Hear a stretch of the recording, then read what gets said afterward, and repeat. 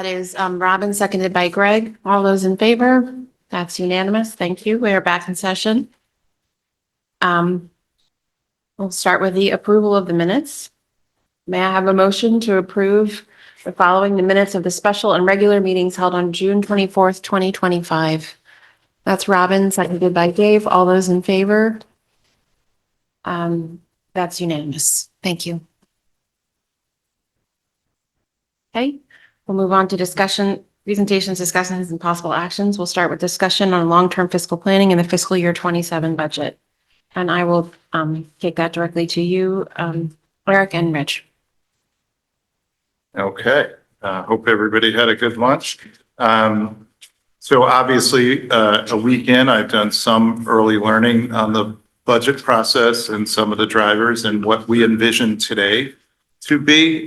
Rich has really put together some helpful information as we think from that 30,000 feet view at an early state of time where we are and what some of the more significant drivers and challenges that we will be facing once we get into the budget process. So I don't necessarily see this as us getting into a meat of a discussion about the building of the budget yet. We're not there yet, but this is certainly to sort of put things on the radar for discussion at a later point and things that we'll be having to navigate as we build this proposed budget for FY27. So Rich, take it away. Thank you. So obviously the biggest part of the budget for next year remains unknown, and that is the teacher contract, which expires at the end of the current fiscal year. I would imagine our settlement will be roughly in line with what we've seen in the past. And so if we look at what that would be, you're looking at probably something in the range of 1.85 to 2% of your actual budget. So if nothing else changes, your budget's probably going to go up by 1.85 to 2%, depending on where that settlement is. Obviously, we have other union agreements with the administrators, the custodians, the maintenance, the paras, the nurses, and the secretaries. That's about 3/4 of a point as well. And so just with those two items, you're at about a 2.6. Something that we've obviously talked a lot about in the last few years is health insurance. In the last 3 years, we got a 7, we got almost a 14 and almost a 12.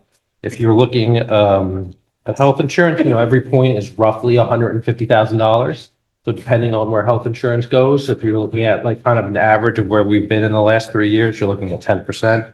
A lot will depend on how our claims look, plan design looks, but a 10% increase with the same head count, you're looking at another 1.2% on your budget as well. So the things obviously add up quickly.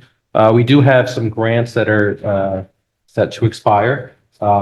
Teen Talk was funded partially in this current school year through a grant that will expire. So if the board wishes to continue that program at the middle school, it'll have to fund that gap. The wellness coordinator at the high school, it started in a grant and it was 1/3 in the board's budget and 2/3 in the grant. This year it's 2/3 in the board's budget, 1/3 in a grant. Next year, if it's continue, it'll have to be fully funded by the board's budget.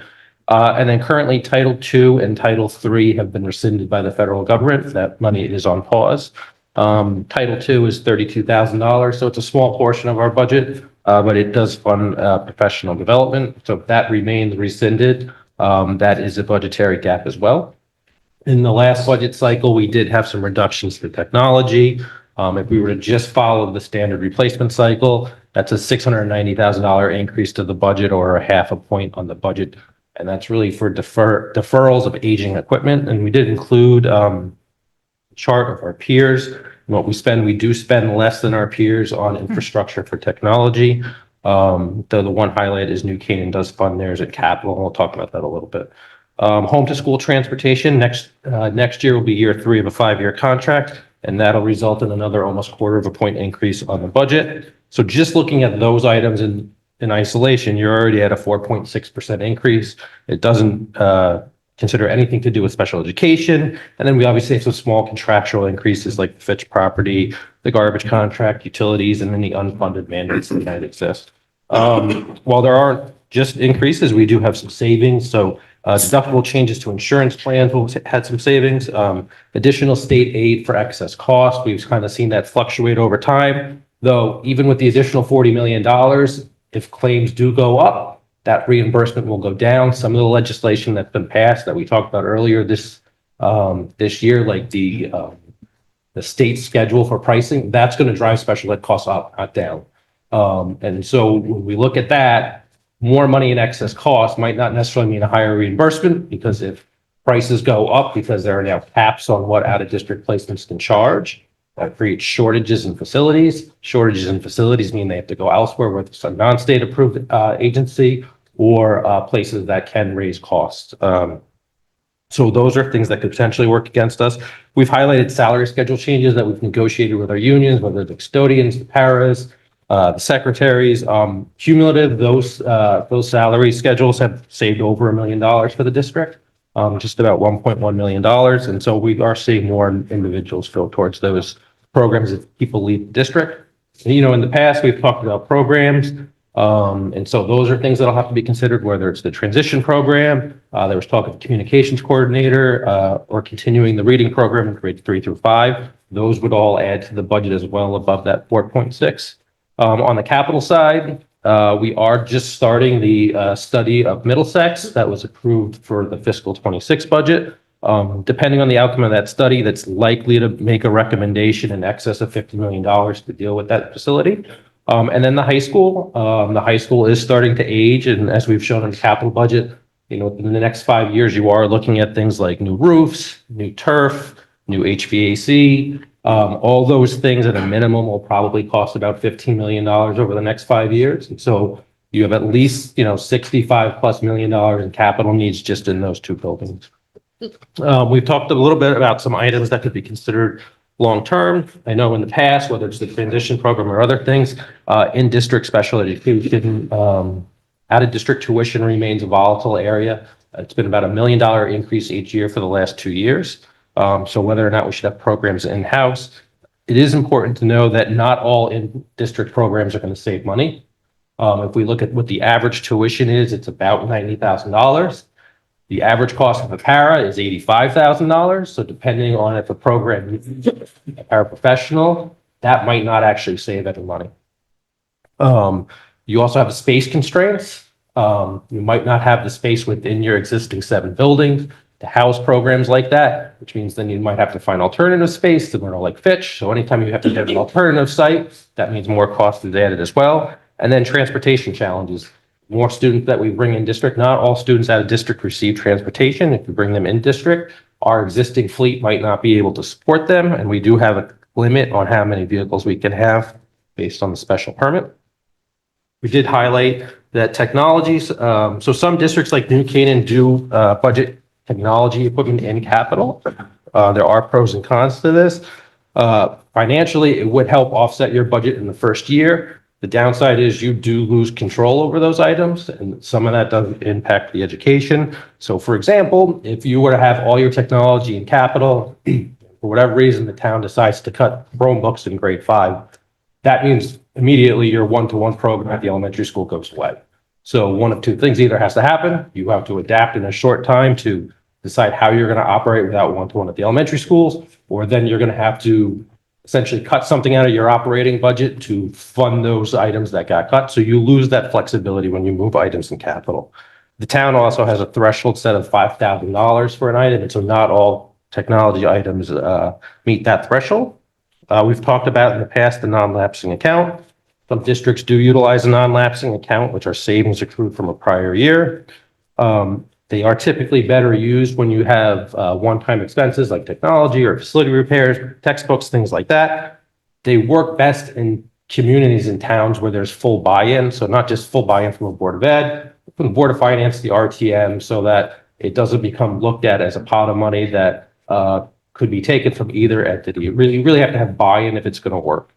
We've also talked about a bus depot. A bus depot is not something you're going to be able to implement on the short term, as we discussed in May. It's likely something that would have to be implemented off cycle. It's not as if you created a bus depot tomorrow for students going to move all their buses there and give you a big credit. That's not going to happen. And you would not be able to get another company to start the school year on short notice. So that, is kind of where we stand currently. It is still early, being July, and we do typically start the budget process in October. Rich, I believe this came up at the last meeting. but the change with busing in Greenwich, what are the if any, for us, not necessarily short term, because I don't believe there are, but long term? Does that change the landscape in the area with regard to busing? Sure. So it doesn't have an impact on us. First Student, prior to the change in Greenwich, had, I believe, 3 lots in Stanford that they utilized. For us, for Stanford, a little bit for Greenwich. Greenwich made the choice to move away from First Student because of cost implications, so they moved to DATCO. For us, long term, if we were to see, let's say, Stanford also leave, whether or not First Student would want to remain here, Just for us. Yeah. could be concerning, because we would be essentially their only game in town to have a depot there. And our depot is partially shared with buses from Stanford. So if Stanford said, okay, we're going to go away from First Student, we're going to go to DATCO too, that could put pressure on us. And obviously we would have a big concern because there are not a lot of opportunities for other bus companies here. But there's no short-term issues right now. We know it's Stanford is their cycle. I would have to check. So if we, based on where our contract is, and we were to start to do a study, what's the timing if it worked out well that we would acquire a piece of property? Like, are we talking 2 years from now or? So we would put out, so you're going into the fiscal 27 budget would be year 3 of 5. Okay. So typically you would put a bid out in the fall of the year before it expires. So that would be fiscal 29. So that fall right before that budget. And you would want to include in that bid the fact that you had a depot. So if you were to get it, Sorry, fall of 28. so the fall of 28, so that you would implement in 29, I believe it is. Because you'd want to be able to put in the bid that we have a depot, which means you're going to have to carry that depot without any buses actually on it for a period of time. So if, let's say, you had a depot in the fall of 28, you're not using it at that point, and you're getting ready to use it for summer of 29. Okay. So you're going to have a period of no use essentially for that depot. And then to be able to advertise the fact that we now do have a depot and we'd want to have it effectively utilized July 1st. Right. And then the question is, Chair, where do we stand in discussions in terms of capital prioritization as a town? And how do we get them to start looking at that? Like, because it seems like a no-brainer strategically that this should be significantly considered as a capital priority for the town. So like, how do we see this through now? We're all aware of it. I think actually having a correct timeline is actually a great step so that we understand what time it actually be so that the town can actually model it appropriately. Microphone. Thank you, Jeff.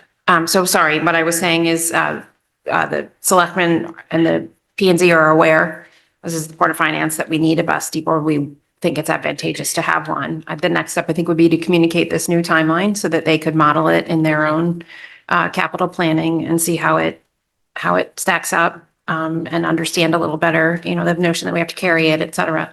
And what about a cost benefit analysis? Like, what can the timing be there to, or own versus lease, if you will, or? So, I mean, I did provide Dr. Adley previous, I think it was in June, a comparison of what other districts have in terms of whether they have a depot, they don't have a depot, what are they paying? It is in that $400,000 to $500,000, annualized savings based on the difference of the daily rate that those communities pay versus us. You said it again. Yeah, go ahead. So the difference between the communities that have a bus depot versus that don't, so us, for example, the difference in the daily rate for them is about $400,000 to $500,000 in aggregate in total across what we would have as 25 buses. So the issue is going to be whether or not if we were to get one and we were to put out a bid, how many competitive bids do we get? One of the things that we're seeing, so First Student, for example, they were bought by a private equity. And since that happened, a lot of the prices have risen dramatically. That's one of the reasons Greenwich chose to make a switch to DATCO. Will we get a DATCO who's interested, who in the past has said we won't bid because we don't have anywhere to park your buses? Would we get an STA to bid who's in Wilton, for example? And so the more competition we can have, obviously, the better that will be in terms of leverage and even even once getting those bid, negotiating with those various vendors, and essentially pitting the three of them against each other to see where we come in at. I think in fact, you were gonna put that together so we could So I send did, it. I did Yeah. provide that Okay. to Dr. Adley. I don't Okay, know where it went. great. So maybe you could take a look at it and then we can put it in a package with the timeline, the recommended timeline, and send it over there to the selectmen and the P and Z. Going back to the DATCO, you said that first, the Greenwich and Stanford and Darien all had the same lot. So does DATCO have a separate lot now for Greenwich? So they don't have the same lot. They have different lots in Stanford that they rented for students. So they have a lot that provides just for Stanford. They have a lot that provides for us and a portion of Stanford, and they had another lot that supported a portion of Greenwich. That lot was terminated. The lease with that lot for student was terminated, and so Greenwich does have other spots where they park, but they have a lot of buses when we compare to us, not just because they're bigger, but they also have a lot of private schools. And in Connecticut, you are responsible for busing private school students as a Board of Education. And so they are using a different facility.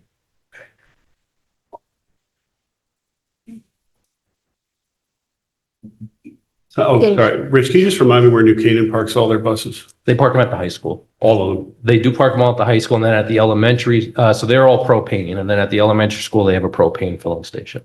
Got it. Thanks, Rich. Joanna? This is about the bus depot, is that Fine. okay? Whenever we do talk about finances and planning for the future, I feel like we often get stuck with the idea that, or just even taking it back to what we were talking about before lunch, I don't feel like there's a lot of trust between boards. Maybe we talk to each other and and then on the basic level, like we're not lying to each other. But I feel like we are sometimes don't have the ability to be like, we need to do X and we're going to put money in a non-launching account for that, or however we decide to do that. And then we all move on. I feel like there's this sense of distrust or punishment, or if we do one thing that they haven't, that we think is best for the town, we get second guessed by them. And also the RTM, not just the Board of Finance. So I'm just wondering, how do we solve that problem so that we can plan without constantly worrying what the other governing bodies are going to do? I have some thoughts, but I think this is a good board discussion. I think one of the things is the stronger we are early before the budget, so we don't all open our budget and say, oh, surprise. I think that's one piece. I think we've also been working on explicitly communicating better so that things like talking about the bus depot, talking about sidewalks, continuing those kinds of communications across boards. I think also figuring out on the bus depot is a very good example of us not presenting a finished product, but inviting them into the decision making so that they can see what the cost benefit analysis is, and there can be some mutual problem solving. So there's a feeling of ownership. I think that's another way. That doesn't work in every case because we don't really want co-problem solving on everything we do. And I think also, I think this year's budget was a lot better than the one before. We were all in 9 different directions, and this year we did make some choices and some trade-offs, but making sure that we're tighter on our own decision-making so that it stands up to scrutiny. But I think I'd go back to the conversation earlier about trust, and that just takes time to build. But I welcome some other thoughts on that. I don't think it's all one way. I've given some examples of things that we could do on our end, but I think there has to be a mutual commitment to building trust. Yeah, I mean, that last point you just hit, they have to communicate backwards too, in terms of what they see as the fiscal status of the town and give some guidance, guidelines, whatever you want to call it. It's really tough to go in with a black box and not really understanding that other 1/3 of the town budget, what constraints that the whole town budget, because again, we don't get into the financing costs. I mean, actually it's carried on the town side. So I think communication and some feedback and back and forth. And, since my tenure, we've moved up this discussion to this day now. And I think it's been truly helpful to communicate the landscape that we're facing. We still have differences of opinion, how we should present that to the community and the other boards, but I think that will continue to get reconciled. So, those are my. Dave? So I would just say, speaking to the tension, stepping back not as a board member, but as a resident in town, I see that as a feature, not a bug. We want to have people scrutinizing what we're doing. We want to have people challenging us, making sure we're presenting good ideas and good analytics and how we got to our decision. And so with Board of Finance, with their, remit to really just look at the numbers, I would expect them to challenge us. I would expect RTM to do the same. So to me, that's actually, I think, a good point. But I think we can have comedy and we can have good working relationships with them.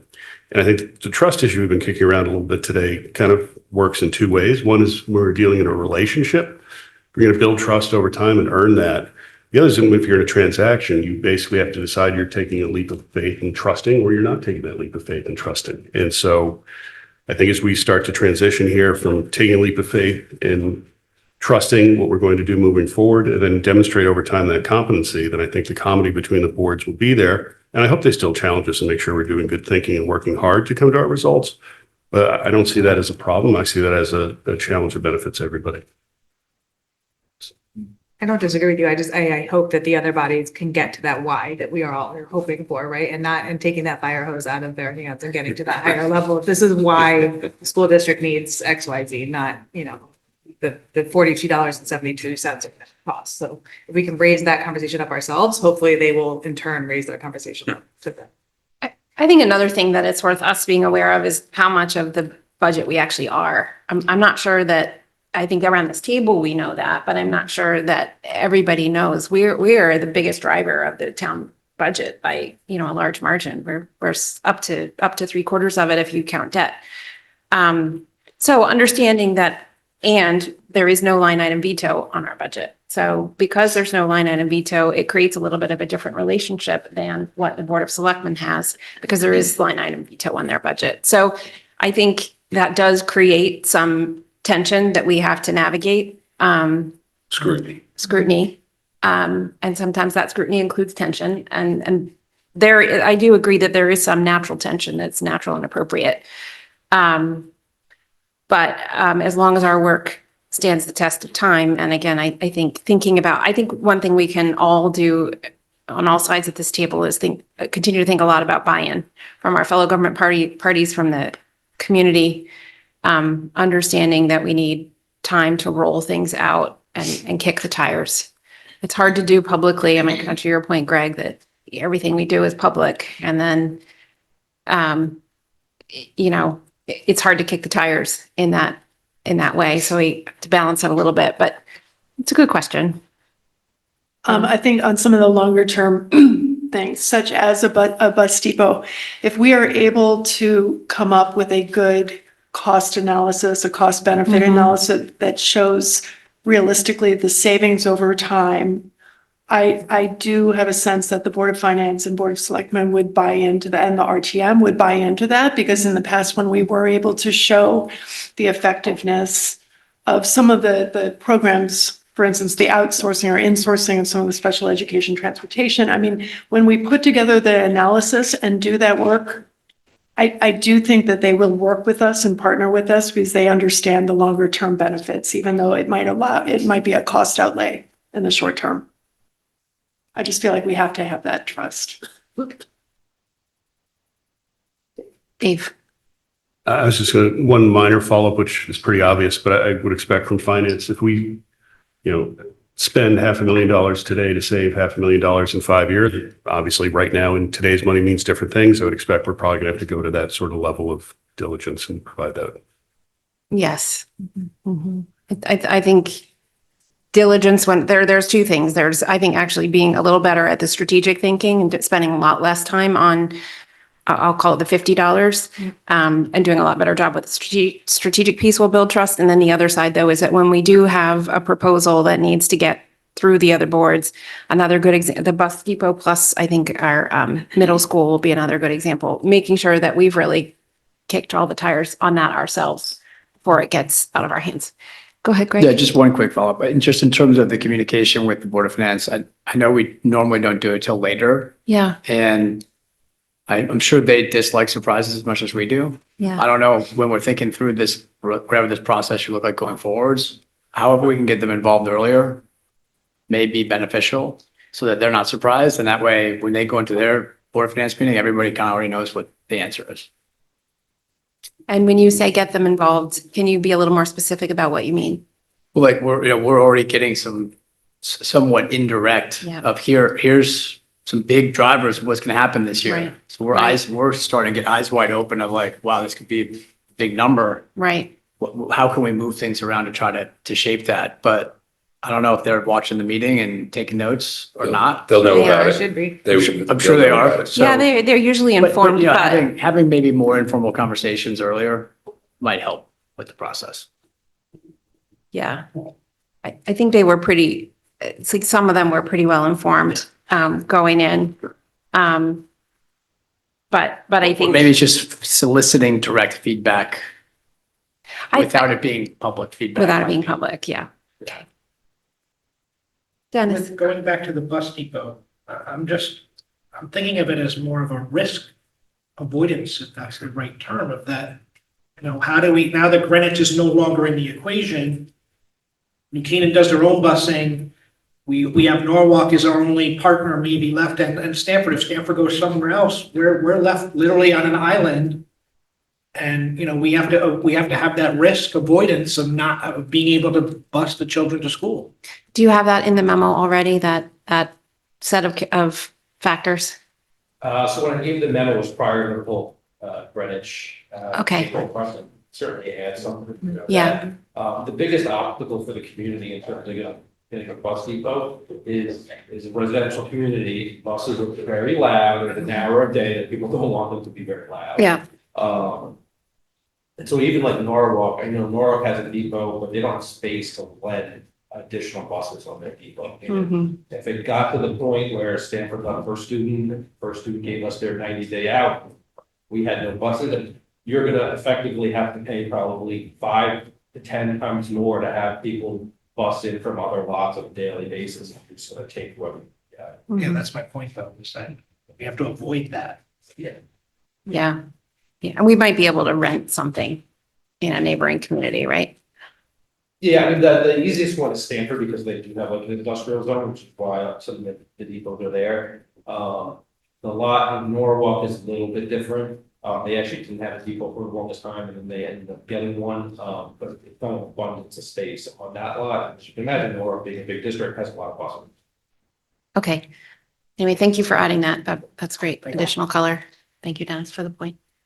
And going back, sorry, the technology, we're so low. Is that because we went to bring your own device or is that something? No, a lot of it has to do with deferrals that have been made in previous budget cycles. We do tend to lengthen out the time in which we hold devices. I mean, we have devices in the district that are 15, 16, 17, 18 years old. That they're not operating great, but when you have tight budget cycles, that does tend to be a place where you try to get some reductions.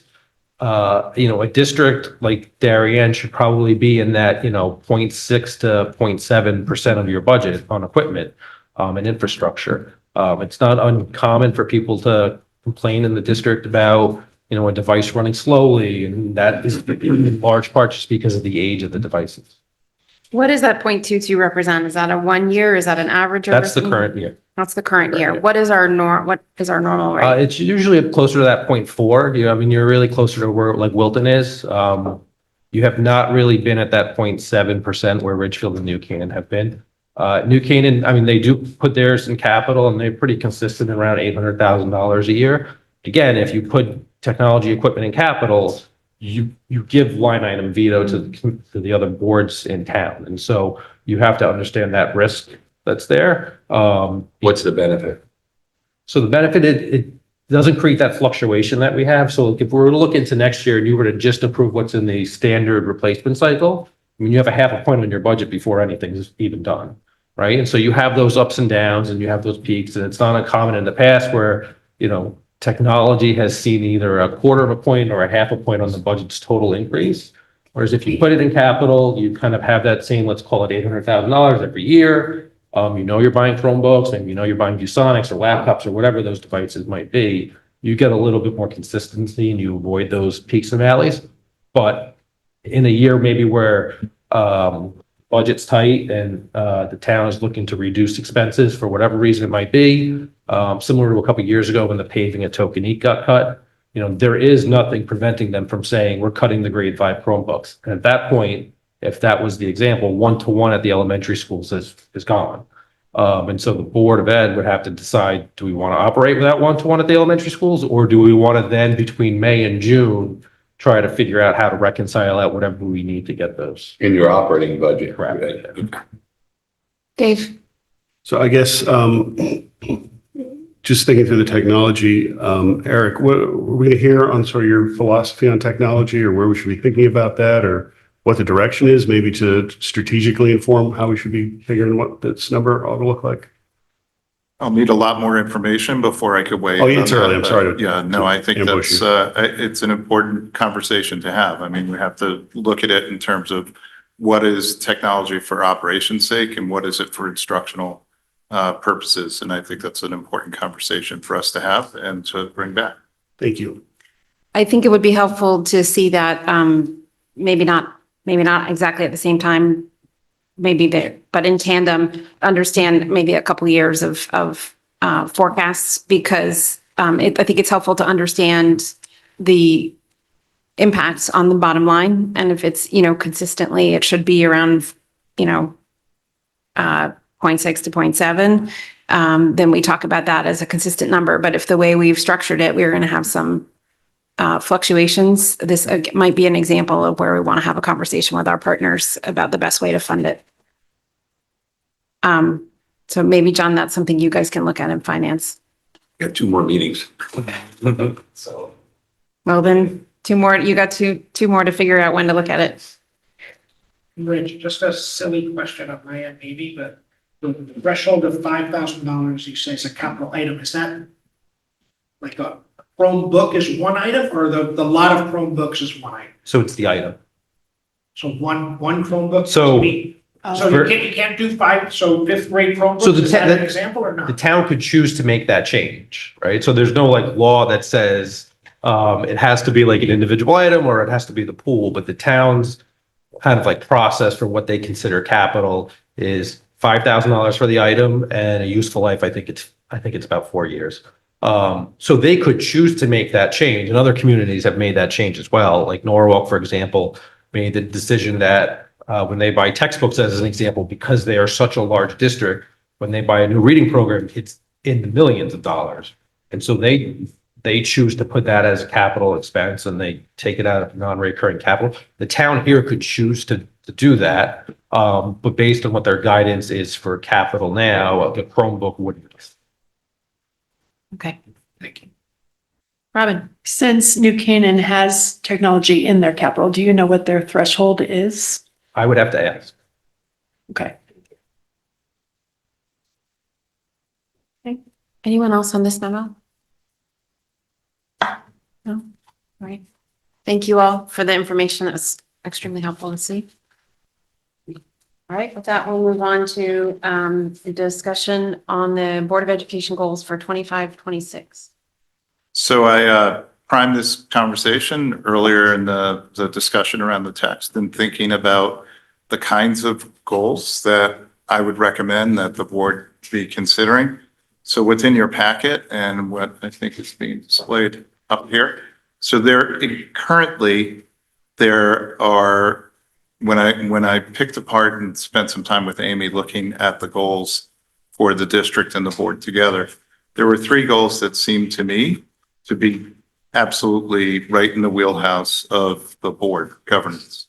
Goals 3, 4, and 5 are existing goals from the strategic plan that I would recommend consideration as standalone Board of Education goals.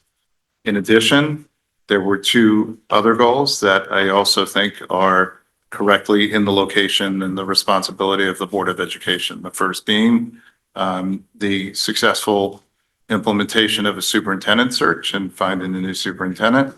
And the second being successful and timely contract negotiations. So that being said, I certainly just want to open it up for a discussion.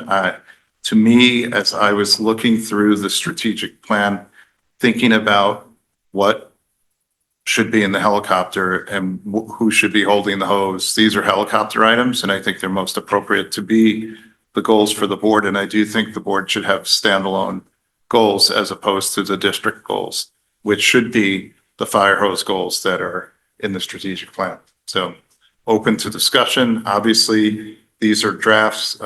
These are things I pulled and then put some things together and would welcome any additional discussion, thoughts, wordsmithing. Okay. Any thoughts? Are we all generally in agreement with this direction as this defines how we're describing our work for the next year? To me, this makes a lot of sense. It's very clear. It's very easy to digest for those people that are wondering, what does the board do versus what does the district do? It seems to make a lot of sense. I have questions about the specifics, but if people want to talk about the overall. Okay, sure. Let's stay with the, so generally, yes, Katie and then Robin. Thank you for putting this together, and I appreciate the redirection because I've always found the status quo a bit confusing. I do like looking at this, as a one pager and sort of thinking about the next year and what does, almost as like a summary of like, what as a Board of Ed member are your priorities? What are you going to spend the next year doing? And, only a portion of us are on the negotiating team. So that goal is off for, more than half of the board. So that leaves the other two. And looking at the superintendent search, we have two people who are chairing the organization and communication of that. So that lands on their plate a bit more. And we've outsourced that. So then that leaves us with the budget season. And I actually worry sometimes that the concepts of the Board of Ed gets boiled down to just the budget, as opposed to one component of it. So I guess my question is, where does some of the more day-to-day stuff, and day-to-day is not the right word because that implies operations and that's not but where do we find the rest of our responsibilities and kind of that stewardship and oversight for kids? Well, you could identify them as call out goals for those things, but those are the normal, regular expectations of the board's function. So policy, we wouldn't create a goal around policy because that's your statutory responsibility is policy. I mean, those kinds of things, there is a tremendous amount of work of the board. But when I think of goals, those are specific call out things that are most important for this one year. And unless I'm misunderstanding, there are chairs for the search committee, but ultimately doesn't the entire board, when you get to the process of the hiring, that would be the entire board. And frankly, in the world of boards of education, the most important thing you will do in your service as a board is hire a superintendent. So I would say that it is a pretty significant piece because even behind the scenes, there's a big piece that you've outsourced, which is the gathering of information. To me, board members working to get people to show up at those forums, to complete the surveys, I think those are critically important pieces for board members to take on, whether or not they're chairs of the search committee. But, I think there's a lot that is in the responsibility of the board that wouldn't be specific called out goals. And these would be annual. Obviously, you accomplish goal one, that's going to be replaced. It could be around the superintendent's entry. It could be around meeting structure. It could be around a lot of things. And some of these are huge. When you think about goal number 5, that's a huge goal. You think about goal number 4, you're going to roll into a goal around the middle school pretty shortly after this, or that's going to expand beyond the middle school study to middle school action. So hopefully that answers the question, but Greg. I'm sorry. I like the list. Thanks for putting it together. My question was like, this is definitely a great list for us as a board.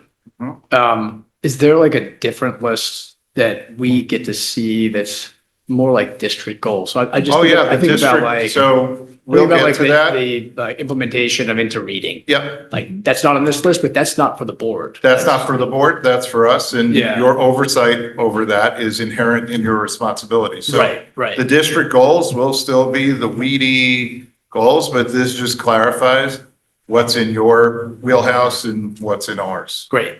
Yeah, that's. Robin? Greg, my question was similar to Greg's, just that because when we do our self-evaluation, the first question is, do you feel as a board that you have, helped to improve student growth and achievement, or, whatever it was, which is really has to do more with the strategic goal number one in our strategic plan. So I just want to verify, and I agree with these goals, which are in a way more operational in nature for the Board of Ed, just in terms of what we really need to get done. But just to confirm, we still would be working hand in hand to ensure that those district goals and strategic plan are Correct, ongoing. that's your Yeah. responsibility is the Right. oversight of that. So it's our job to deliver, it's your job to make sure that we're delivering. That was really my question. Yeah. Thank you. John? So just to be clear, negotiations, we just execute, but we get guidance from the entire board and we seek that guidance. So we'll be coming back, numerous times and getting feedback. And if we're going off on a little bit of the wrong direction, that the consensus of the board, you bring us back and direct us elsewhere. So that's a pretty important responsibility for all of us. The other question is, should we put a bus depot on this as a distinct, We could broaden goal four. yeah, I would suggest we do that. Get it out there. Particularly because it looks like in the, long-term financial planning, you also have high school. So while over a year basis, the only thing we'll be doing from a vote perspective is likely to be middle school. Right, and We should be communicating about the others. then that would be modified, if a high school study is added in fiscal 27, that would certainly be something, because in the world I live, many goals keep rolling and they just get modified and transitioned. Obviously, goal one is not one that you would roll, but pretty much all the others. Hopefully. One and two, yeah. We're going to be optimistic. I feel like you could lock that into goal 4. Yeah, Have it be absolutely. Key capital projects. Yeah. Yeah. Key capital projects. Thank you. Anything else? Sarah, did you have some specific? I'm gonna hold my question because I had a fire hose in my hand. Mhm. You get a gold star.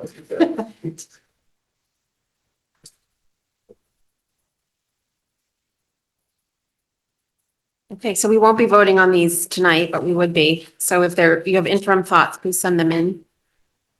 If we could, in the next meeting with the officers, we could finalize any language and bring another draft, because there are certain things, I've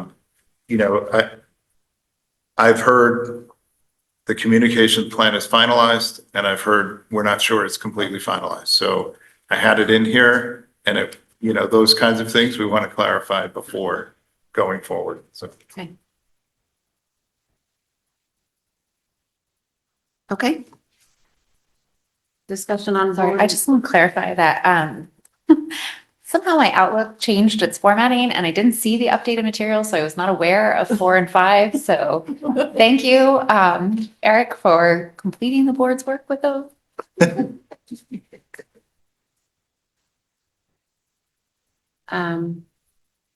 Discussion on Board of Education strategic plan for 25-26. So Amy, I'm going to let you run with this one.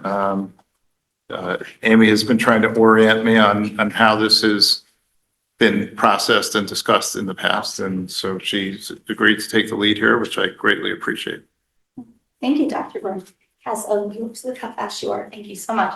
What you have on the screen now, everyone, is the strategic plan from the June 10th meeting that was updated. And what I had explained to Dr. Byrne is during the board retreat in July, year over year, we've typically removed any of the items that were complete, or we've taken off the prior year. So this time last year, we had year 3 and 4. During the retreat, we settled on year 4, and then finalized, I believe, in the fall meeting.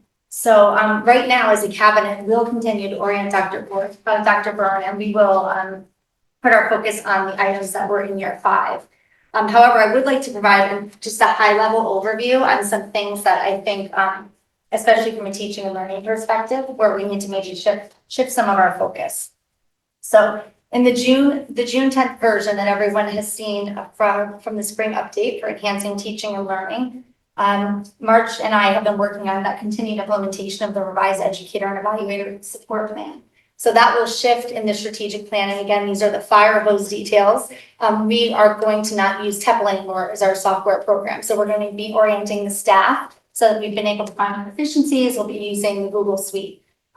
We also, though, need to do some continued work with our administrative leadership team on providing high quality feedback and sharpening the focus on what does high quality instructional practice look like.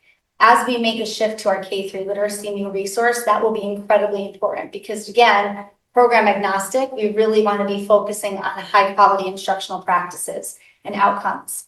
As you know, in the strategic plan in the past, we had actions around play-based learning. Happy to report, as we talked about in June, we have already developed some curriculum in that area. There are now updates around implementing that curriculum, and really during the break before, there were some first grade staff up there working in curriculum writing, and one of the things we talked about was strengthening the articulation between K and 1, so that the kindergarten teachers really know where kids are going in grade 1, and the first grade teachers really know what kids have experienced. So that work needs to shift and continue in its evolution. Thinking about PLCs, there is continued work in the district that needs to take place around strengthening district protocols for PLCs. And while we're having some additional time this year for the K-3 literacy work, we've talked about, obviously, we'll need to have an intentional plan for grades 4 and 5. And there's also time for us to take a look at how those PLCs are functioning at the middle school and high school. So that's an example of some shift and continued evolution of the work that will take place in Goal 1. In addition to the K-3 literacy piece, we're no longer piloting. We're actually going to go into year 1 implementation. And that will require us to think about, well, what's going to happen with grades 4 and 5? How do we scope that out? What does that mean for our current 4th and 5th graders, like in this next year ahead? And then what does that mean for our continued work? We think about building a very strong literacy program, preschool through grade 12 plus. So those are kind of the big highlights. There are some other pieces that I would like us to consider, I think, from a teaching and learning perspective. Science, somebody pointed out before, maybe it was you, Joanna, literacy is incredibly important. We have these other areas too. Maybe it was in the early portion of the interview. How do we not let those things fall off the plate? There's some work that we need to do in the area of science. I'd like us to think about our assessments and how we look at how we're assessing students and embedding those into the curriculum. So these are some areas where, again, enhancing teaching and learning, fire hose kind of details, but important for the board to understand. We think about that deep learning, the chapter that we just read.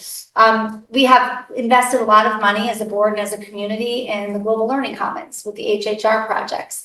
And so when you have those types of resources, you need to be thinking about what are the curriculum shifts that need to happen and what are the instructional shifts? What should instruction look like in those spaces? So I think the board should expect that you'll see some of those pieces in enhancing teaching and learning Goal 1 when we come back. I know that the board had also asked about like handwriting and typing. So these are pieces, again, that are kind of expanded literacy considerations that should be, again, in the evolution of the next part of as we revise Goal 1. And AI literacy. So that's going to be incredibly important. It's something that we'll see across content areas. So those are just some examples of things that as a cabinet we need to discuss. We need to discuss with the rest of our staff. We'll have an administrative retreat August 14th. And things that we'll be looking forward to coming back to the board with to get the board's reaction and feedback. With regard to curricula, with the literacy pilot in K-3, this year will be a heavy year in focusing I wouldn't say just implementing with fidelity, but implementing with integrity, really focusing our conversation on instruction. I would anticipate that throughout this year, we'll be taking note on any shifts that we need to make from a curriculum perspective in the year ahead. Shirley and I are working really closely together to provide Orton Gillingham training. So that will be a goal that kind of, it's throughout Goal 1 when we think about really the instruction piece and the curriculum piece, what we're building as far as an Orton Gillingham type academy for our staff in general education and special education staff. So again, I'm hoping that the board sees that this is work that's continued from previous iteration of the strategic plan. On the MTSS framework, a quick update on that, we have developed a handbook that will guide the staff in implementing a more robust MTSS implementation across the district, especially right now, we're going to focus on elementary and middle school, grades K through 8. So that will be something that, we'll be going from revising and expanding the K-8 SRBI protocols to an MTSS framework and really thinking about how do we introduce the handbook and what that is and provide professional learning for staff? How do we make sure that we're matching assessment and assessment practices to that framework so that we are really utilizing data and sharing data points with the board and stakeholders to make good, strong, effective instructional decisions and curricular decisions. So those are some of the kind of big shifts in goal 1. And then I would say, we'll have a continued effort with the instructional rounds, that's job embedded professional learning opportunities. But something else I'd like us to consider and we'll continue to talk about is how do we ensure that our teachers are having time in one another's classrooms? So thinking about lab classrooms and such, so that especially as we're implementing a new program, staff can see firsthand peers engaging in high quality instructional practices. And because we had our staff involved in that pilot work last year, we have some staff that do have a year of experience with this new resource. So we really want to be able to capitalize on that. So I can take any questions about goal 1, but my intent here was to kind of show you how some of the shifts of the work will take place. Some of the work will kind of fall off, like we're no longer embedded. We're no longer implementing a new teacher evaluation program. It's not new. So what we really need to do now is sharpen the focus on how are we identifying high quality instructional practices and how are we improving the quality of feedback that administrators are giving staff so that there's change in instructional practice. So this is my goal to kind of show you what's falling off and the evolution of the work as we continue. I'm happy to take any questions on goal 1 and where I can continue. The other goals are probably a faster uptake. So, I could talk about TPIP forever. Any questions on goal 1?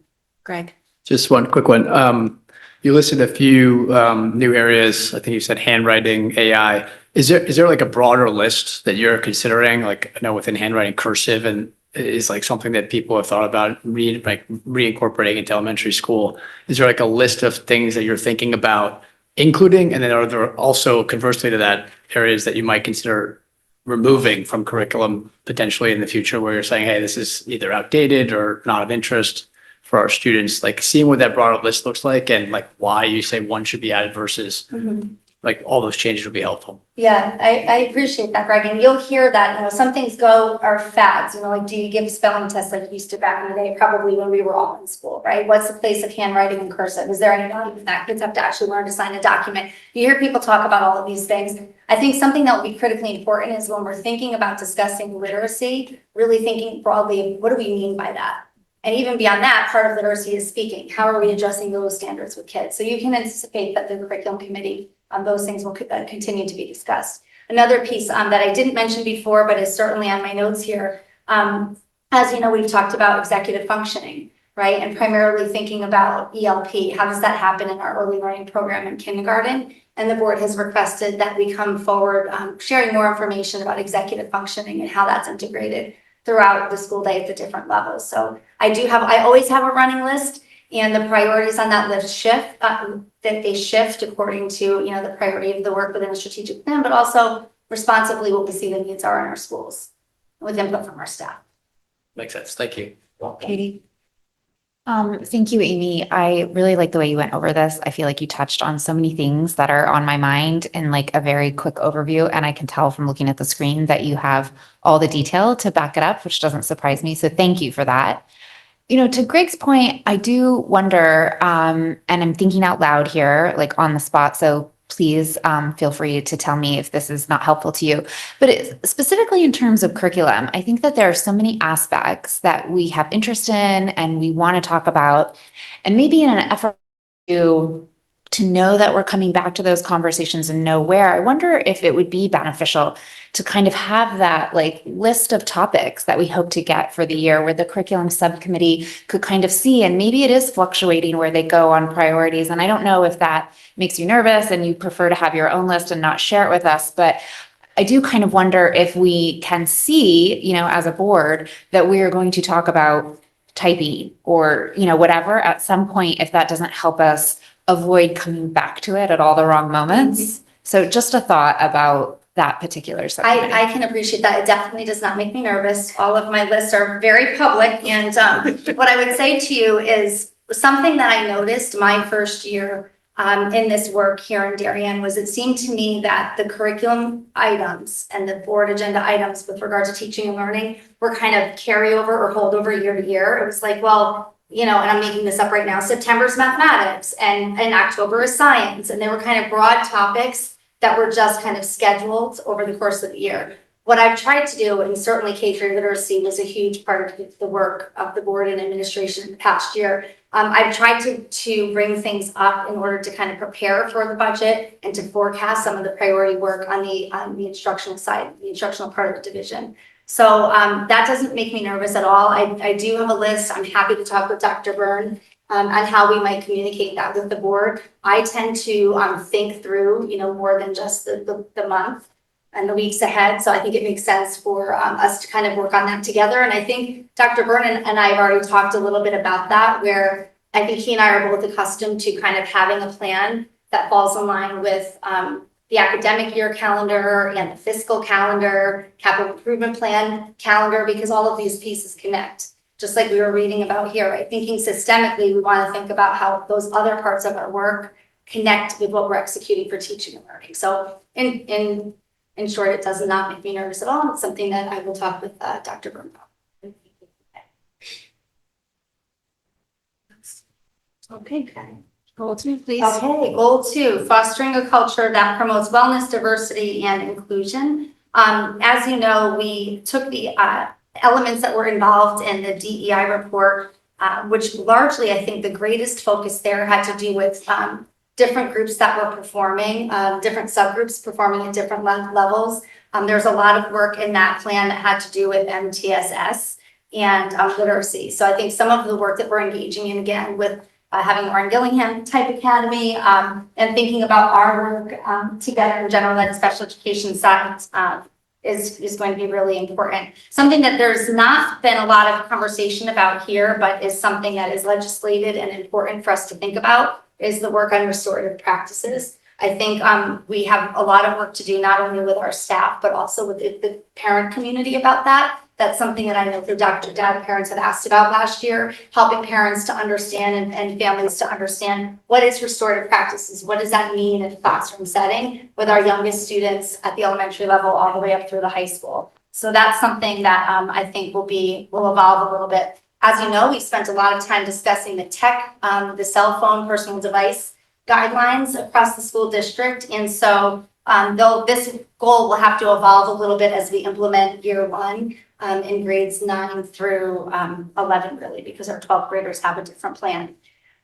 This work should also evolve a bit because back 2 years ago, I guess, Darien Public Schools was not administering an annual climate survey. And we know that that's legislated. We know it is something that we're doing now where we're surveying annually staff, students, and our children and about their school experiences. And so something that we need to do is make sure that there's really clear communication about what that survey data is and how that's impacting the work of developing a climate plan within the school. And how do we communicate that not only internally to our children and our staff, but to our families? That should really be a source of how we promote family partnership across, not just the academic domains, but in all parts of our work in a school setting. So I would expect that that's how that goal will evolve a little bit.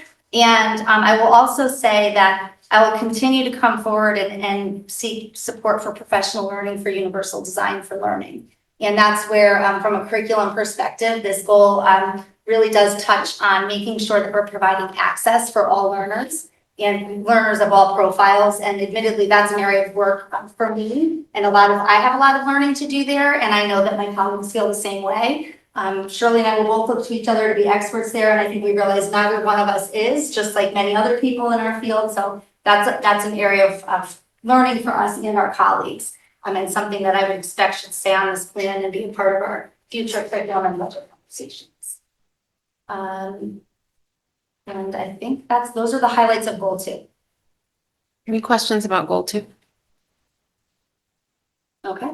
Goal. Okay, go right ahead. Although we're not experts in universal design for learning, I do want to say that is a consideration, all the choices we made. Interreading also has resources and ways for all students to access. The way we're designing small group instruction within the general education population has room for access. So although we're not formally trained, and we hope to do that, so everyone in the entire K through 12 community has that. It's in our thinking when we plan as we move forward with the choices we made recently in terms of literacy, in terms of instruction and professional learning. And in terms of having a multi-sensory approach for teaching foundational literacy skills, science and As an OG. Okay, good now for goal 3? Okay, goal 3, developing a balanced definition of student success and vision of the graduate. So statutorily, students in grades 6 through 12 in the state of Connecticut should have a student success plan. And that is part of ensuring that all students have programming that will meet their needs for post-secondary success. So this is something, again, in my analysis, in my time here, Darien Public Schools, an area where I would say we are behind in our work.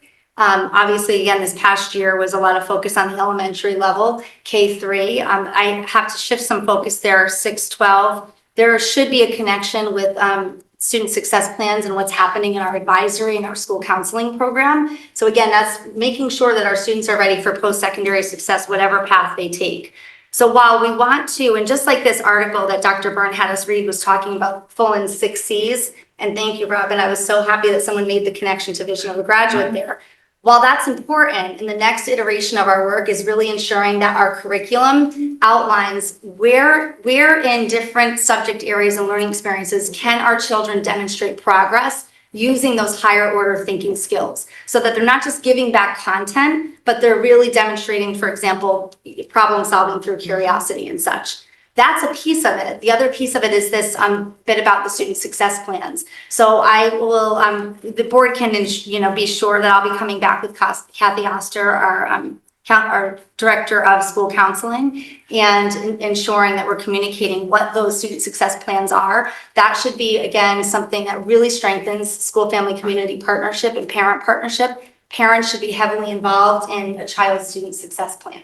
So that would be something that I would like to see, and I would recommend we would add here as we evolve goal area 3.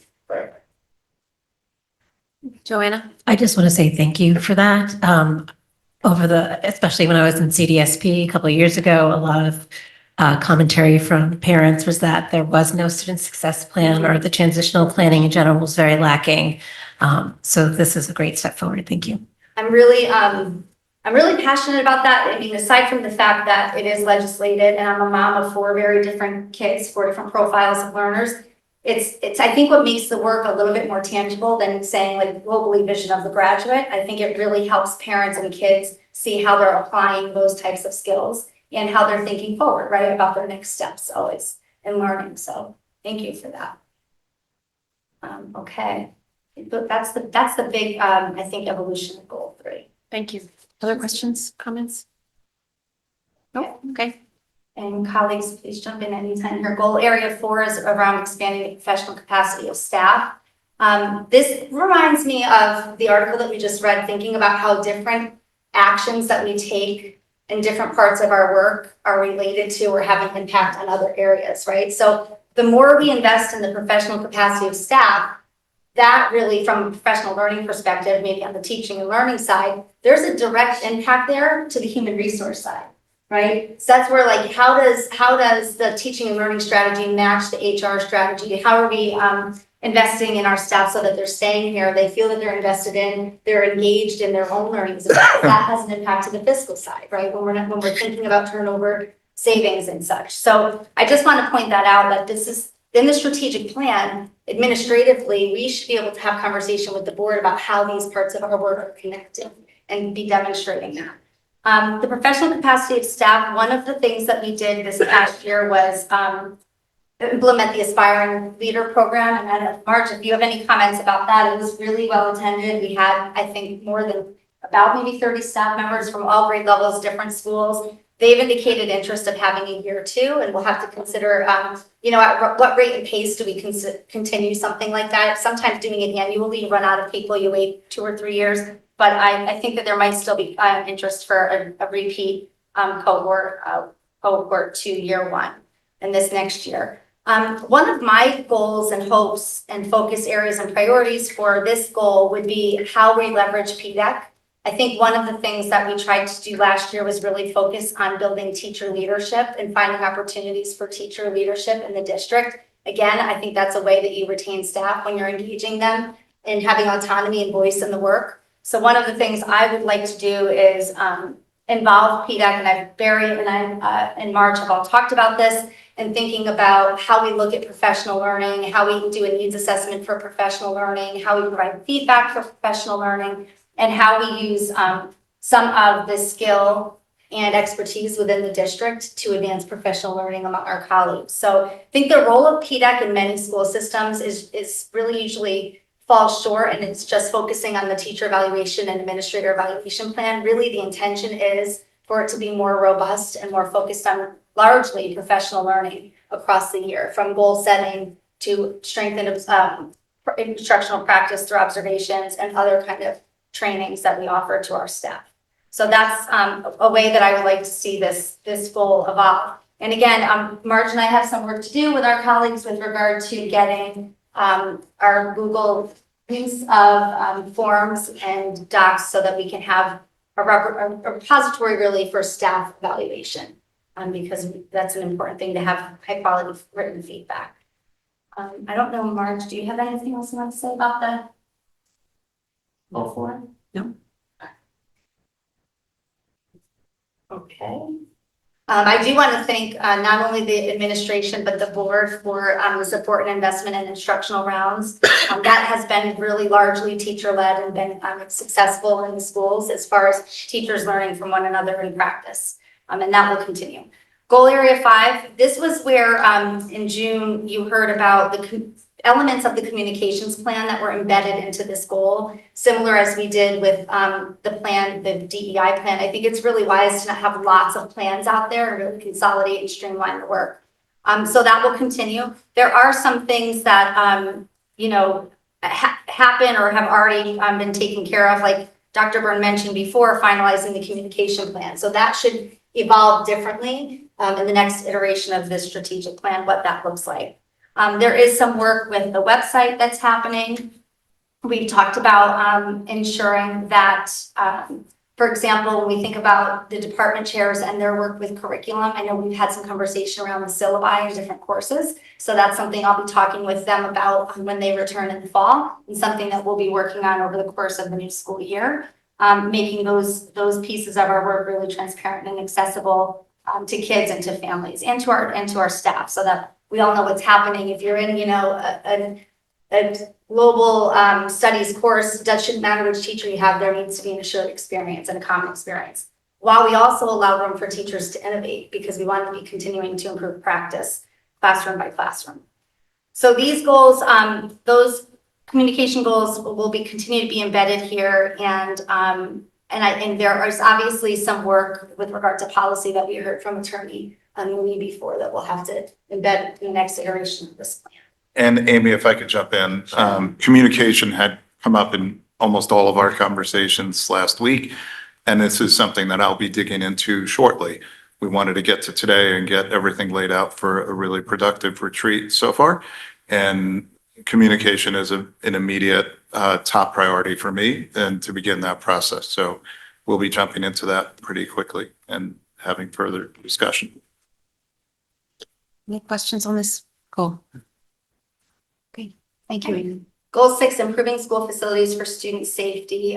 There's some information here around the emergency and safety planning. So I know that in Dr. Byrne's work with Leon and Rich, there will likely be an evolution of that action step for our administrative team. We've already discussed with these overarching board goals that are more systemic. Some of the more dance floor work or fire hose work, we'll have to have some updates here around not only HHR, but the evolution of this as indicated by, like, for example, the Middlesex project and what we just identified before, as far as adding on perhaps like the bus depot. So that might be something that we see. Goal area 6 is a very abbreviated one. So that's probably the big shift in the next evolution of the work for goal 6. Okay, keep going, please. All right. Goal area 7, improving technology to support teaching and learning. And I did hear Dr. Byrne before talk about kind of looking at technology from the infrastructure kind of hardware side and also the instructional side. And that's something that I feel like Mr. McGuire has really, he's presented to the board many times. And I think the board has asked really great questions. Technology is obviously ever evolving and something that this goal should evolve as well, but something I think that we need to be committed to being okay with our work. Like this is messy work, right? Instructional technology is not static and it's moving really quickly. One of the things that I would like to say here is with regard to AI, and I think, Greg, you were just asking about this, we do have AI guidance that again is as good as the technology today, which who knows 6 months from now how drastically different that could look. That needs to be an ongoing conversation with administration, our staff, and the board.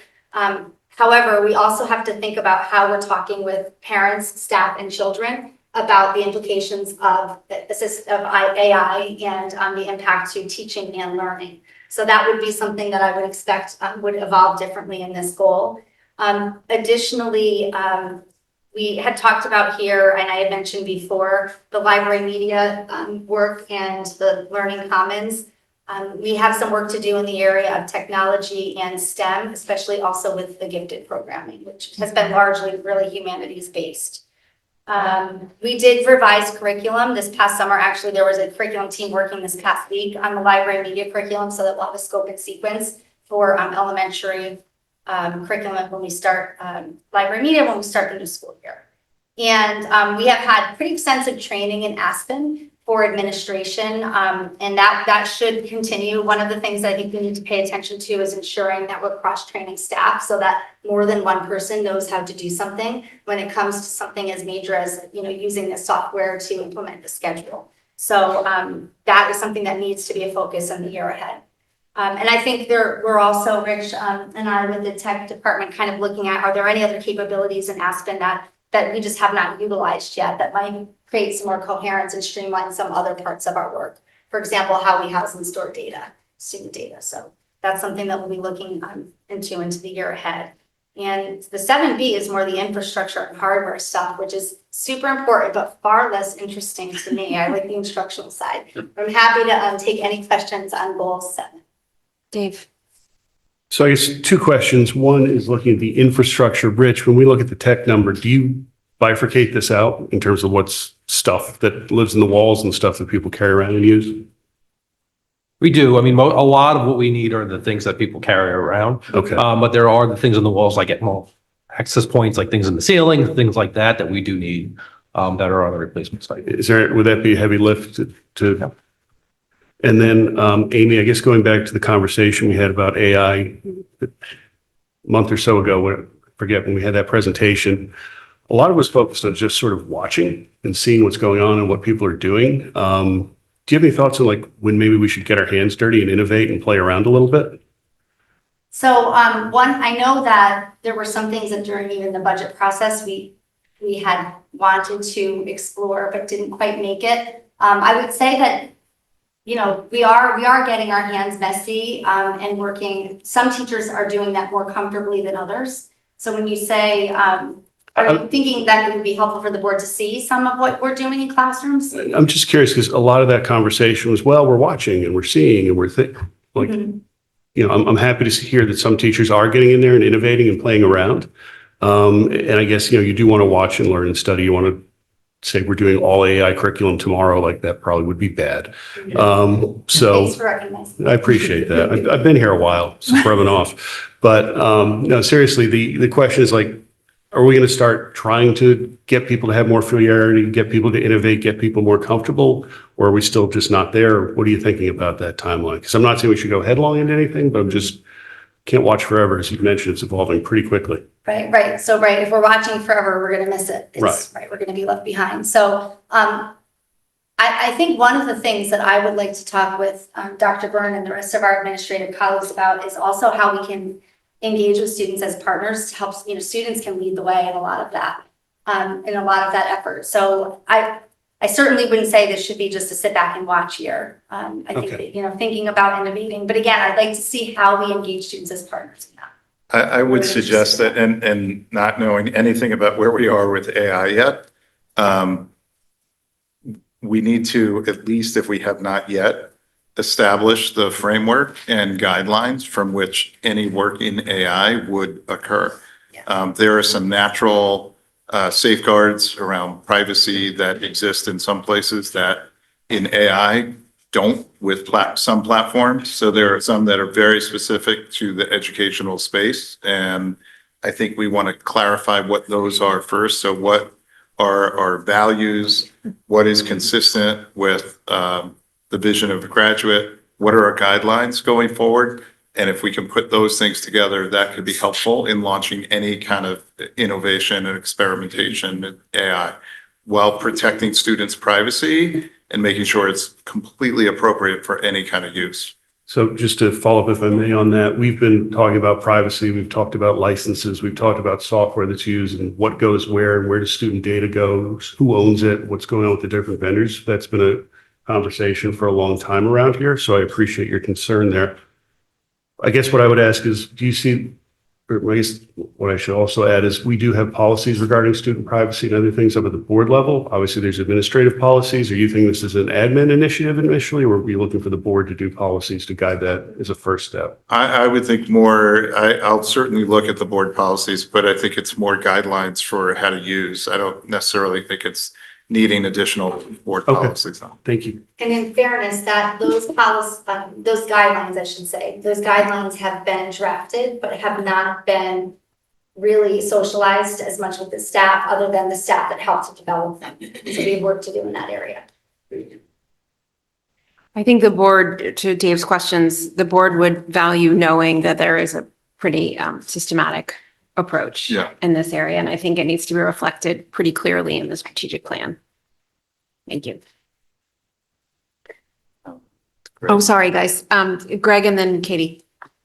Just along the same lines on the AI topic, I do think, I don't know if it's a board thing or an administrative thing, just in terms of developing an actual philosophy around AI and how we want to approach it, I think is probably the first step before we start forming policies and things like that. I agree around with it. you. I think that has to be within the, or at least as part of the conversation around guidelines. That Yeah. I agree. You have to start there. Katie?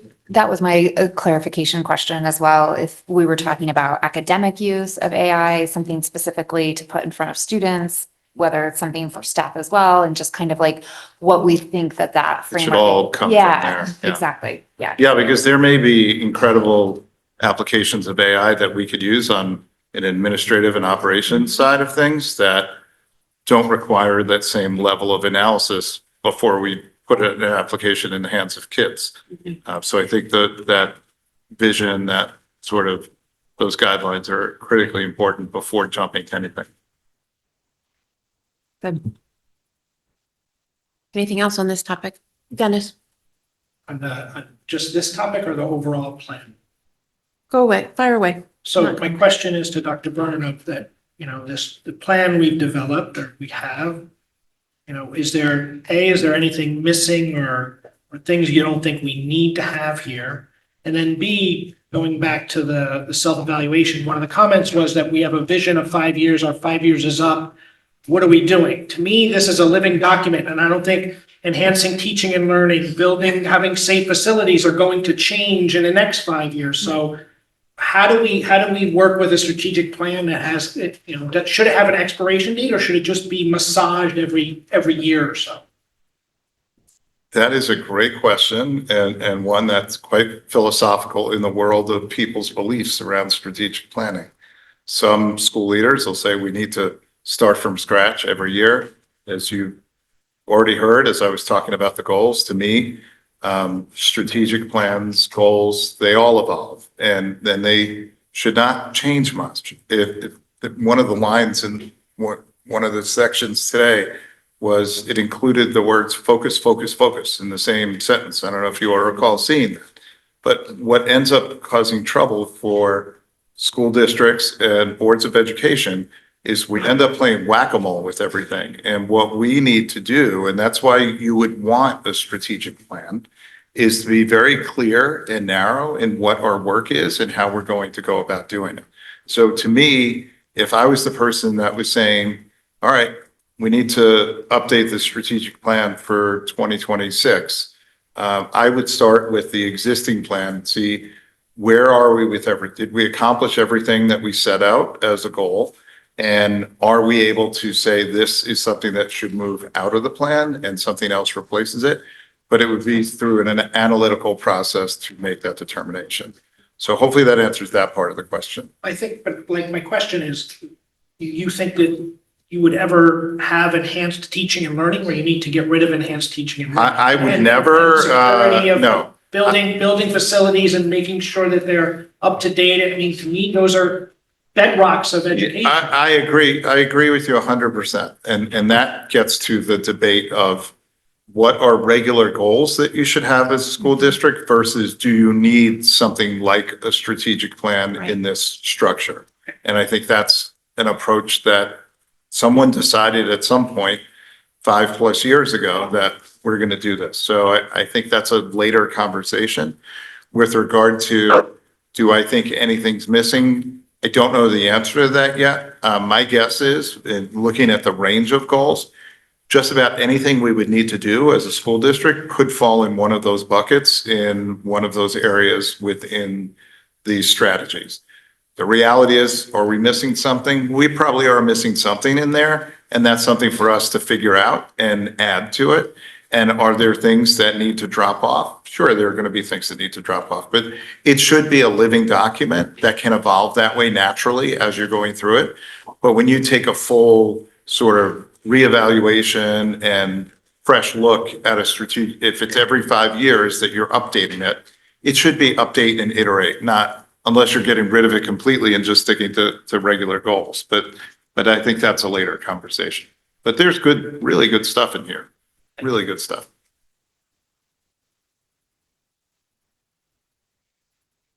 Okay, anything else on the strategic plan for the moment? Okay. All right, so this will come back. Thank you, Amy, for leading us through it. We'll move to an update on enrollment for the 2025-2026 school year, scheduling and discussion and possible action on setting elementary class sections. Rich. So we are requesting to set 106 elementary classroom sections based on current enrollment. We would ask to have the ability for the superintendent to break 107th section between now and mid-August if one of those 4 sections that we've highlighted that are close to tipping to tip. Currently, enrollment is down 21 students from last year. We did highlight, we had 126 withdrawals, which contributed to the reduction in enrollment. 94 were students moving to either private or parochial schools, and then 31 students who left the district. Overall, enrollment was down to projection by 69, and again, compared to last year, down 21. The one school district that did see a gain in enrollment was Royal, and that was largely driven in part to some of the new developments. As I mentioned earlier, we do have a couple of sections that are close to tipping. Holmes Kindergarten really is the one that, if we were to break a 107th section, it would likely be that is one student away from tipping. And typically, if you're going to add students at this stage of the game, it's probably going to be in kindergarten. Holmes 3rd, Holmes 4th, and then Tokenique 4th are all within 3 students of tipping. Overall, kindergarten ended up being 1 less than projected. First was 1 greater than projected, and 4th was 1 below projection.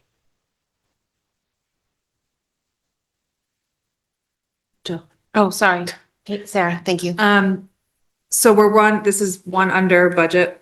Correct. So 1 under budget with the caveat that if we do tip in one of those 4 sections that I mentioned, that the superintendent would have the ability to break to 107. Okay, so I'm just clarifying for the motion that if we were to approve this, it's still a net neutral if we still add. Joanna? What if 2 tip? So typically in the past, if that were to happen, we would break that second, right? So let's say if 2 sections in Holmes broke, kindergarten and 1st grade broke, we would tip. The superintendent would send out a notification that we've tipped and we've added to 108. We would carry one of those sections as a deficit because we've only budgeted 107. And then at some point during the year, we'd bring recommended transfers either in part or in whole, depending on how the year shook out to cover that section. Thank you. Katie? Thank you. I wanted to ask if there were any additional details about the 51 students who are leaving MMS for private and parochial school. So we don't have any specific reasons as to why they left. I would say in terms of the withdrawals, not necessarily just middle school, but across the 7 schools, it's about 15% higher than it has been in the past, which is why our net migration is down as opposed to previous years. So we have a reduction of students of 21. We were anticipating to be about +1, I think it was overall. So it is slightly higher. We do tend to see more students leaving the district for private or parochial schools in middle school as opposed to any of the others. Typically, it is in 8th grade when they're getting ready to go to high school. They might end up going to that private or parochial schools. The one grade that we actually see migration in typically is senior year, where they actually come back to get that Darien diploma. So that's the one grade where we see persistence ratios above 100, whereas in middle school, we do tend to see the persistence ratios below. And So- I would just add in other districts now in Chappaqua, Rye, similar transition. We would have families that would move prior to middle school or right at middle school and then actually return to the district for high school. So it's not unheard of. I think it's worth investigating a little bit, but it is pretty common to see people choose to go to a different kind of setting for middle school and then come back to the district potentially beyond that. I appreciate that context. I would be interested to know if we've broken out this number to see if it is in fact largely, 8th grade students who are going somewhere different for high school, or if there's another thing, especially given that the past 2 budget cycles have made some significant changes at the middle school level. I think this is an important checks and balance for us to just look and see, again, with that systems lens at like where we might be seeing effects of budgetary implications.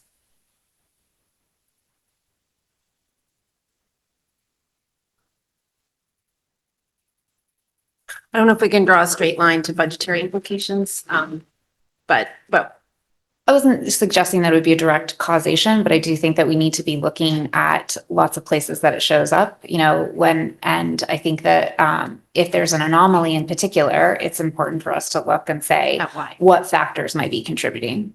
Sure. Dennis?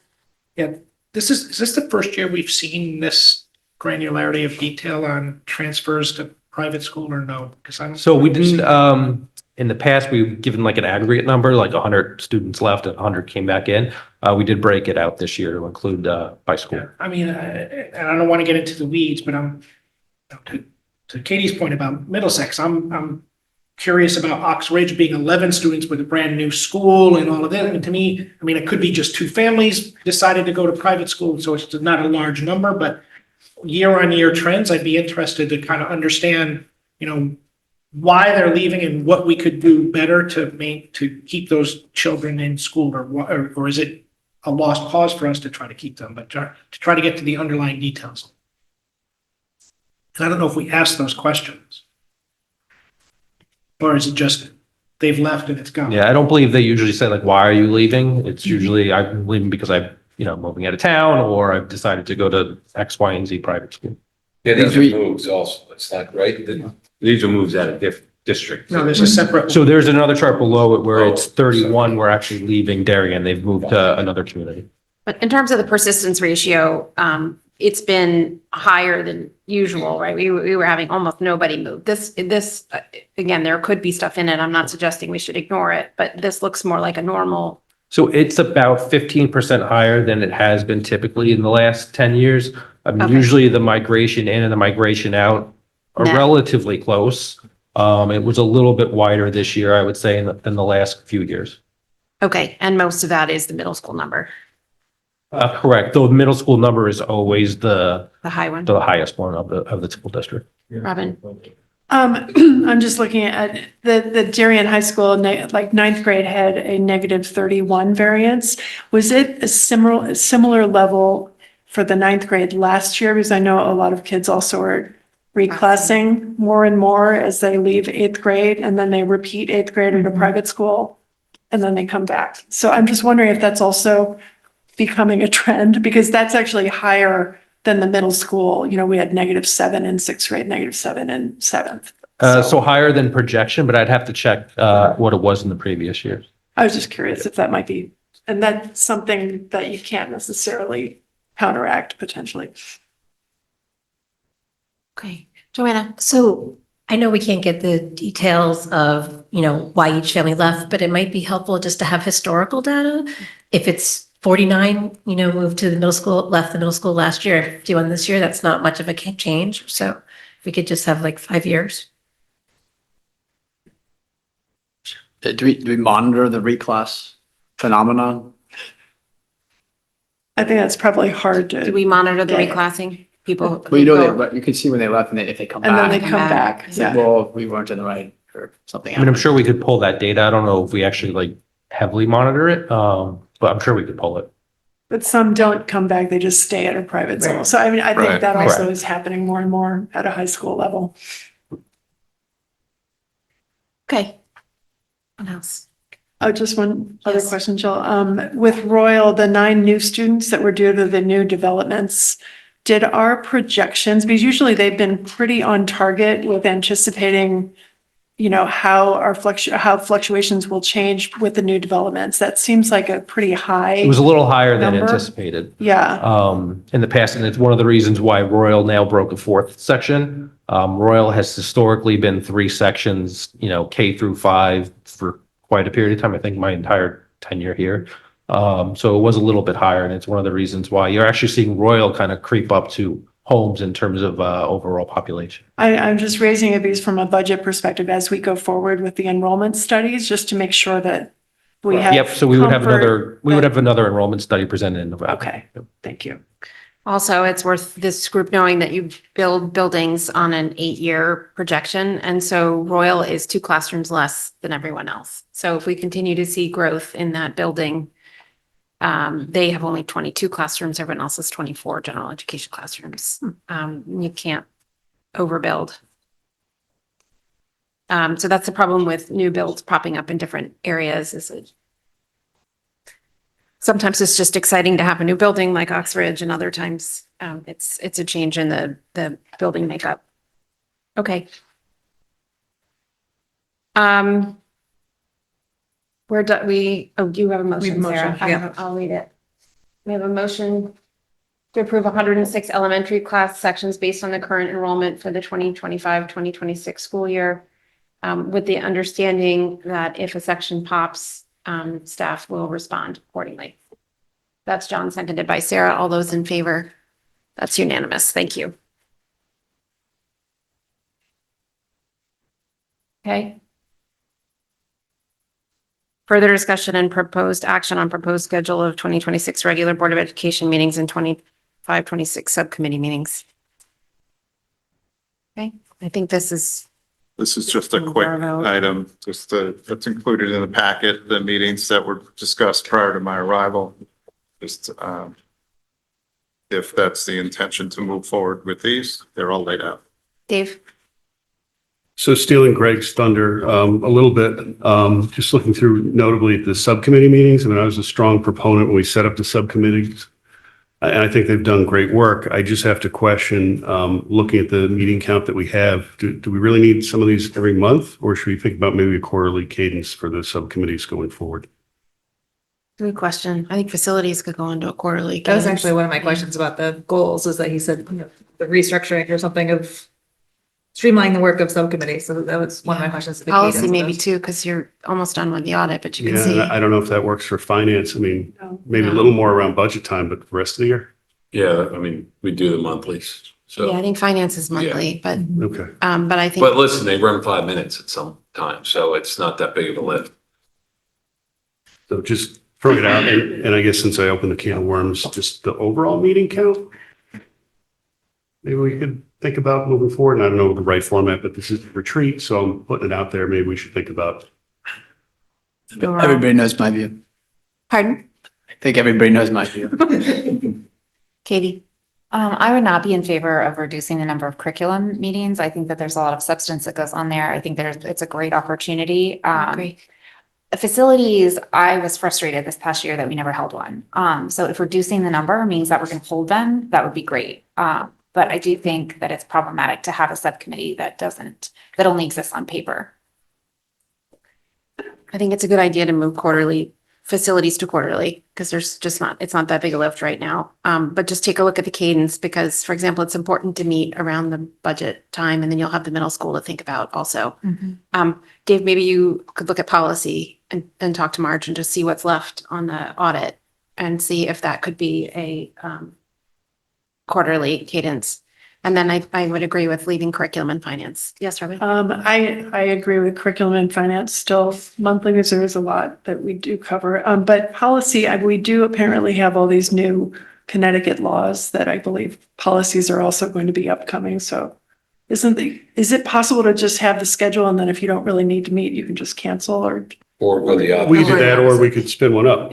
I mean, we have to wait for Shipman and Goodwin. I just checked. Right. They don't have any of the updated policies yet. So as far as the audit goes, we're pretty much done. I've spoke to Dr. Bird about a couple that are hanging, but until Shipman and Goodwin gets, we don't need to meet. Okay. You can add. Okay. So in terms of taking a vote, I think we're fine on the regular Board of Ed meetings. And we can either do the tentative schedule of monthly committee meetings as amended, or we can bring it back another round and do a consent. Why don't we, throw my ideas out, what if we can come back with the subcommittee to do quarterly for facilities and policy? And then if Dave and Marge decide that there are a lot of policies that the policy committee needs to look at, then we can throw a special meeting on. But I think, to me, that makes more sense. I would agree with that. So we're going to approve it as amended with understanding. Well, yeah, do we need the dates or do we not? Just, if we all understand that it's being amended quarterly, does that matter? Okay, so let's have that one come back, and I'll just have a motion to approve the proposed schedule of 2026 regular Board of Education And meetings. for the next meeting, we can have the other Yeah. adjusted. So John is, and Joanna is a second. All those in favor, it's just for the regular meetings. Just had a question on those. On the regular meetings? Yeah, I was just looking at the dates. Do we have a summer retreat scheduled for that? Is that one of those meetings? We used, We have June 23rd and then I see July 28th. and so August 25th. that's what we did last year, was we just used that. So this year, One this of was the those. date. July 22nd was our July meeting. So it would be July 28th next year, if you do it the same way, but the retreat That's is, what I was asking. Is it a regular meeting or is it the retreat? Are we? yeah, it's a good question. We've changed the practice without changing the calendar. So we always did have a meeting at the end of July, and that's what this is. The retreat is a different meeting, which is why it's warned as a special meeting. So do we need both? Yeah, different people feel differently about that, I think, from what I understand. But Joanna, did you have something? Oh, I was just going to say that the past couple of years, what Dr. Adley had done was just collapse the regular meeting and the special meeting. Right. But I think we could wait to decide to do that, to see where we are as a board, depending on what's going on next year. My suggestion would be to anticipate that you want to have a retreat and thinking about the structures we talked earlier with your new superintendent. I think that will be critically important.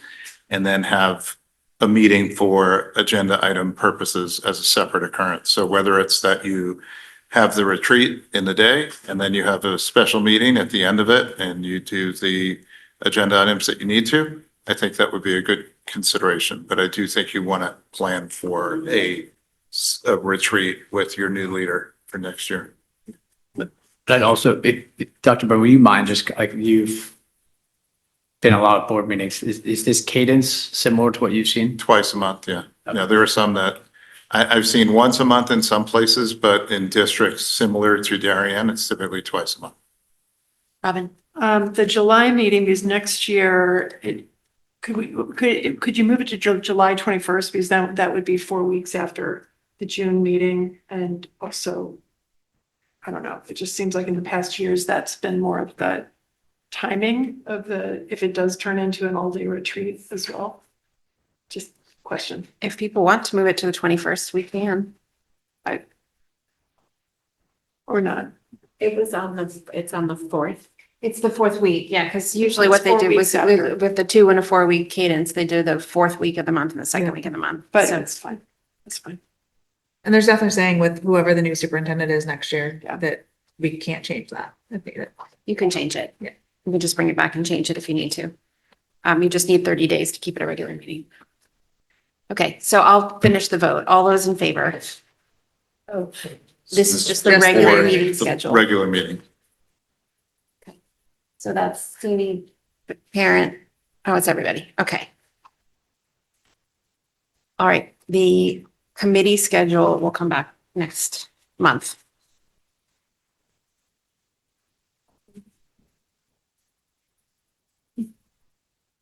Okay, the update on the board member handbook. So we had a conversation, Katie and I had a conversation. We're going to have a follow-up meeting. I've actually got my hands on some other Board of Education handbooks to do a comparison of, and then we'll come back to the board. I think we're looking at, it's either next week or the week after, that we have some tentative times on the calendar to have that conversation. And then we'll be back to the rest of the board. All right, personnel report, Marge. So the personnel report, we're dealing with many fewer vacancies this year, and we have filled all but 5 right now. The biggest area for us right now where we're having difficulties is special education and support services, specifically the social worker. We did fill a psychologist, and unfortunately, I just got a text from Westport that they're taking one of our elementary teachers. So the hiring season is not over yet, but special education is a shortage area in extreme this year. Okay, how many spots do we have open? Do we know? 2 at the high school with the rumor of a 3rd and one at the middle school. Okay. Can I just say? Yes, go ahead. What are the turnover implications, Rich, right now as you're looking at? In terms of dollar wise? Yeah. We're pretty close. We're a little short, primarily because the middle school 2 teachers would leave through the 4 to the 5. Currently math has met that target, Spanish has not yet. So that area is a little bit short, but we're pretty close to where we expect to be. But we have 5 more outstanding, so there's certainly a chance. So turnover savings written on budget. We're pretty close. Okay, yeah. Okay. Follow-up action items. So it's in here. That's not it. From the last time, we added a fall update to the, on the, about the middle school schedule. Dr. Burns going to take a look at religious holiday protocols and follow up probably with a memo to start, just to understand how that gets handled in other spots. And then we just talked about the board handbook. There were a couple of things from today. Subcommittees coming back. Subcommittees coming back. Cass, do you have a list there? Yeah.